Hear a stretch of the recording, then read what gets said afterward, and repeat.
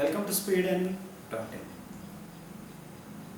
हम लोग बात कर रहे हैं अभी कॉल और पुट के कॉम्बिनेशंस की। कॉल पुट के कॉम्बिनेशन में या मार्केट के साइकिल्स में एक होता है शॉर्ट टर्म साइकिल, एक होता है मीडियम टर्म साइकिल और एक होता है लॉन्ग टर्म साइकिल। जब भी लोग किसी चीज़ के बारे में सोचते हैं तो जब भी आप नए हैं, कम मैच्योर हैं, तो अगर 5-6 चीज़ों पे ध्यान देना है, आपने 3 पे दिया और बाकी 3 को छोड़ दिया, ऐसा होगा। एक साथ सारी चीज़ों पे ध्यान देना शुरू में मुश्किल लगता है।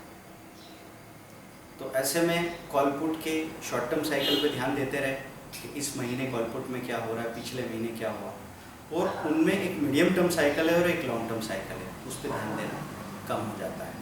तो उसकी वजह से क्या हो रहा है, ऐसा हुआ कि निफ्टी ने पिछले 2 महीने में बहुत बड़े बड़े मूवमेंट दिखाए। 8000 पे आना, 8500, 8600 पे जाना, वापस 8000 पे आ जाना, ये सब उन महीनों में होता रहा।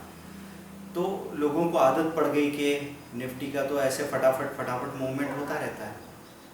2 महीने के बड़े मूवमेंट के बाद में आपने इंडेक्स का मूवमेंट भी देखा, साथ में स्टॉक का मूवमेंट भी देखा, तो आपको बैंक ऑफ बड़ौदा जैसे स्टॉक में दिखने लगा कि ये आया 170, ये गया 200, और वैसे ही भेल में दिखा कि ये 220 आया, 260 गया।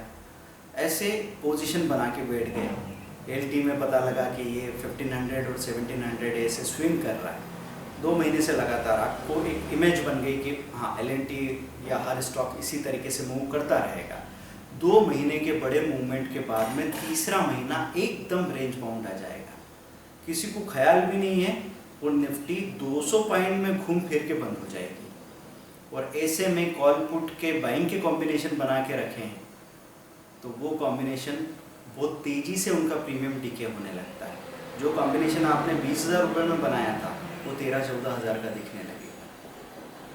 तो इसका सॉल्यूशन क्या है कि जब आपको लगे कि मूवमेंट नहीं आ रहे हैं तो फिर आपको ट्रेड रिपेयर करने की ज़रूरत पड़ जाती है कि आपका जब कॉल बिक रहा है थोड़ा ठीक ठाक वैल्यू पे, उसको बेचा और ऊपर हाई के ऊपर स्टॉप लॉस बाइंग लगा ली, पुट को बेचा, उसमें हाई के ऊपर स्टॉप लॉस बाइंग लगा ली, और बाद में जब ये लोग नीचे आ गए तब फिर से री एंटर कर लिया कि नीचे के लेवल पे 2-2, 4-4 रुपये रिकवर करके आप कॉस्ट टू कॉस्ट या थोड़े से प्रॉफिट के साथ बाहर निकल सकते हैं। मेहनत करनी पड़ जाती है।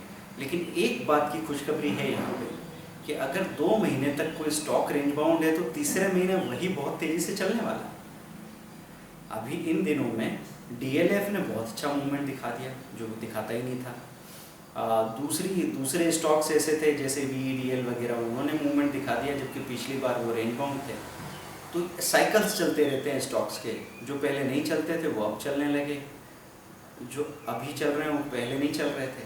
इस तरीके से आपको ये भी गौर करना है, मीडियम टर्म साइकिल को भी देखना है और लॉन्ग टर्म साइकिल को भी देखना है। इसलिए मैं कहूँगा कि ट्रेडिंग करते वक्त आप आज का चार्ट देख रहे हैं, 5 दिन का चार्ट देख रहे हैं, ठीक है, 3 महीने, 1 साल या 5 साल का चार्ट देखने से क्या मिलेगा, ये सवाल नहीं होना चाहिए। मैं तो बोलता हूँ अगर टाइम है तो देखने से जाएगा क्या, देख लो, एक नज़र मार लो, शायद कोई सही चीज़ पकड़ में आ जाए। ऐसी कमोडिटी में इंट्राडे चार्ट देख रहे हैं, 7 दिन का, 21 दिन का चार्ट देख रहे हैं, लेकिन 6 महीने का और 1 साल का चार्ट भी देख लिया। अगर आपको इंडियन रुपीज़ में MCX का चार्ट मिल गया ठीक है, नहीं तो ग्लोबल चार्ट तो मिल ही रहे हैं और कमोडिटी तो ग्लोबल है ही। तो आपने गोल्ड सिल्वर के चार्ट देख लिए और आपको सिर्फ इतना सा अंदाज़ा हो जाए कि डॉलर में भी रेट दिखा रहे हैं लेकिन ये साल भर के लो के पास आ रहा है कि साल भर के हाई के पास जा रहा है, उस बात की मानसिक तैयारी करके रख लीजिए। क्योंकि जब अपने साल भर का लो तोड़ती है चीज़ें तो फिर अनबिलीवेबल लो बनाती हैं। आपने जैसे अभी निकल वगैरह को देखा, किस तरह के लो पे चीज़ें आई है और फिर उनका रिवर्सल कैसा है, कैसे बड़े बड़े मूवमेंट और बिहेवियर देखने को मिल रहा है। तो इन सब चीज़ों का फ़ायदा आपको मिलेगा जब आप सारे साइकिल्स को गौर से देखने की कोशिश करेंगे। तो कॉल पुट के बारे में मैं आपसे यही कह रहा था कि अगर आप किसी पर्टिकुलर स्टॉक को लगातार 10 महीने के लिए पोजीशन बना के चलेंगे तब मुझे लगता है कि 10 या 12 महीने के बाद नुकसान में होने के चांसेस बहुत कम है। क्योंकि 2 महीने वो रेंज बाउंड होकर फिर अगले 2 महीने बहुत तेज़ी से चलते हैं, फिर 2 महीने रेंज बाउंड हो जाते हैं तो फिर अगले महीने बहुत तेज़ी से चलते हैं। तो अल्टीमेटली आपको एक सही रिजल्ट मिल सकता है।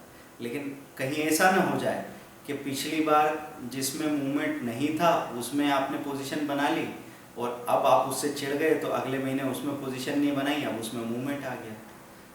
तो इस तरह के धोखे से बचने के लिए पुराने जितने चार्ट्स और बिहेवियर को देखेंगे आपको ज़्यादा अच्छा आइडिया मिलेगा। Thank you very much, bye.